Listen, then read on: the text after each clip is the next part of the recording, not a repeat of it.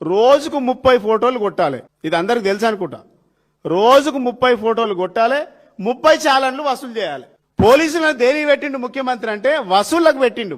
ఎట్టి పరిస్థితుల్లో రోజుకు 30 ఫోటోలు కొట్టాలన్నట. రోజుకు 30 ఫోటోలు కొట్టి 30 చాలన్లను అప్లోడ్ చేస్తే ఆయన డ్యూటీ అయినట్లు లెక్క. ఒకటేమో ఫోటోగ్రాఫర్లుగా మార్చిండు పోలీసులను, ఒకటేమో బిల్ కలెక్టర్గా మార్చిండు. సిగ్నల్ వదిలేస్తాడట, వదిలేసిన సిగ్నల్ వెనకకెళ్ళి ఫోటో కొడతాడట. దానికి చాలన్ ఇంకోటి ఏంటంటే, ఇది అంతా జరుగుతుంటే ఆఫీస్ టైమింగ్ కు చాలా మంది అధికారులు, రకరకాల ఆఫీసులలో పనిచేసేటువంటి వ్యక్తులు పొద్దున్న లేస్తే 9 గంటల 8:30 9 గంటలకు అందరు రోడ్ల మీదకి వస్తాం డ్యూటీలు చేసి.